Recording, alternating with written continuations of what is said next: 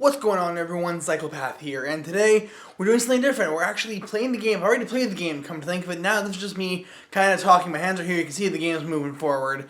We're doing something different where I'm actually going to be talking about news in general. Just a little bit about news. And I really want to talk more about the Xbox. So Microsoft announced that they're doing new initiatives with backwards compatibility, and that is awesome because that's what everyone's wanted from the get-go. Since Xbox 360 came out, and you could play some Xbox games on the Xbox 360, which was really cool. But there's a little bit of an issue here, and that's partially to do with compatibility of the game engine itself. Because game engines change over time, their compatibility changes along with it. For example, as the hardware changes, some game engines, that's what I was looking for, some game engines end up not being compatible with the newer systems.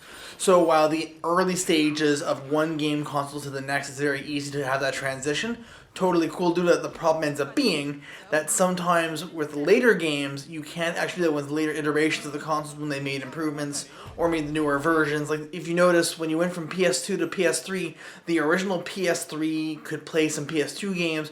Some difficulty here and there, sometimes it was better, sometimes it was worse, didn't really make much of a difference. But I thought it was really important for you to understand that there is some compatibility issues with it, just because of the hardware versus the software. It ends up being a whole big thing because software has hardware components too. It's not just that the hardware has software components, it kind of works both ways. Something else interesting that I've been seeing happening in the news. Well, first off, we had the SpaceX launch, which was absolutely awesome from what I heard. And it's funny because I was going to watch it when it was originally going to happen on Thursday, and now we're Monday. But when I saw it happening on Thursday, I was like, that's really cool. I wanted to watch it. Then 15 minutes before they actually launched, they were like, yeah, no, the weather's kind of bad. We're going to do it on Saturday. And it's cool because I haven't heard of a spaceship launch like that going to the space station for a while. And it's supposed to be a 30 to 90 day mission to take care of some things, which is also awesome. And I want to keep this more gaming related, so we're going to move right along to my favorite piece here that I recently heard. I know the lawsuit's almost over now, but I'm talking about the Tfue versus FaZe lawsuit. For those of you that don't just follow the news, like me, as this popped up on my radar when I typed in FaZe Tfue as a little joke, so I thought, hey, this guy should for sure be in FaZe. Sure enough, he was in FaZe, but the problem is right now, FaZe is suing Tfue over money that he owes. So you have to understand, for major gaming teams like FaZe or Cloud9 or other gaming gaming teams like that, there ends up being fees, almost like a membership fee, but in this case, it's not you're part of this club, it's you're part of this club, we'd love for you to use our name in your branding and everything else, but in exchange, we would like a portion of the money that you make. They were saying 20%, which to me, that's pretty high. 20% pretty high. If you're making $100,000 a month, they're taking $20,000 a month right out of your pocket. But I get it. There's licensing fees and sponsorship deals with the individual teams don't always take precedent over everything else. I totally understand. I totally get that. That makes sense to me. It makes sense to me primarily because it's funding. Your owners need to get paid, the players need to get paid. I mean, the players are making money off of revenue from streams and other sponsorship deals that they have themselves. Totally get that. But the problem is, Tfue joined in 2018 and we're 2020 now, and from what they're saying is that he made $20 million last year and they didn't get a cent of that. Which, it's always weird because from a standpoint, if someone just said, FaZe is upset that Tfue hasn't paid them, I'd be like, why? You're FaZe. You must make tons off sponsorship deals.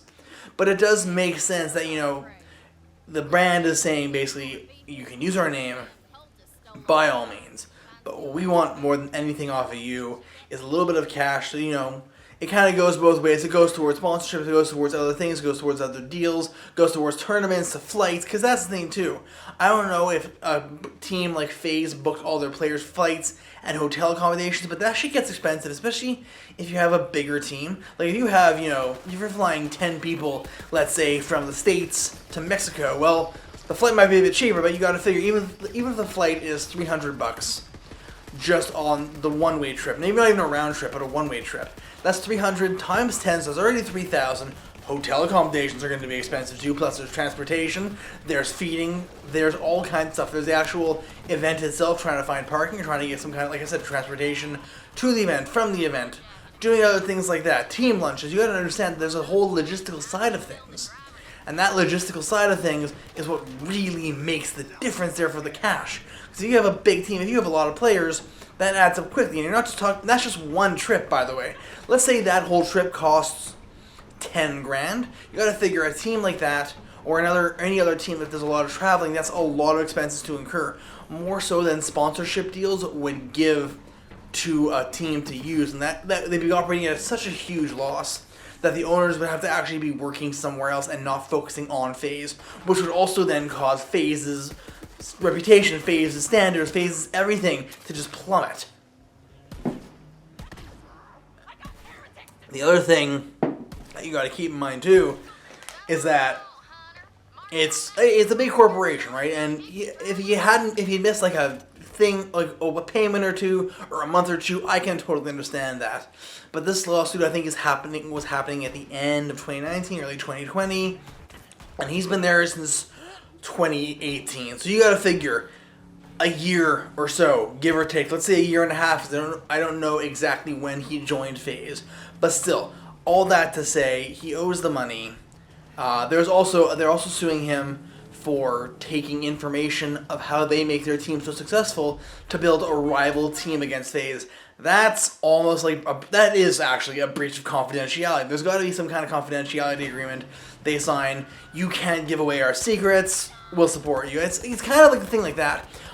For where I work, I'm in a confidentiality agreement too. I get it, but I also have to understand that in this case, he isn't wrong. If he is really taking their information and making a rival team that's supposed to be as good, if not better than FaZe, based on the skills and the information that he's learned and acquired at his time in FaZe, that's kind of crappy. Because if you're using your own team secrets, that's a problem. But like if you can do it by yourself, if you know what you're doing by yourself, you figure out the stuff, that's okay. But like you can't use the exact same tactics that another team is using.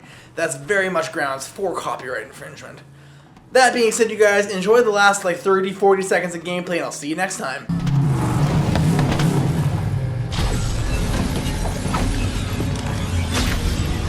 Alright, now register with a catch-a-ride so you can digistruct a new one whenever you want, just in case you get a Pandora flat, meaning your car explodes.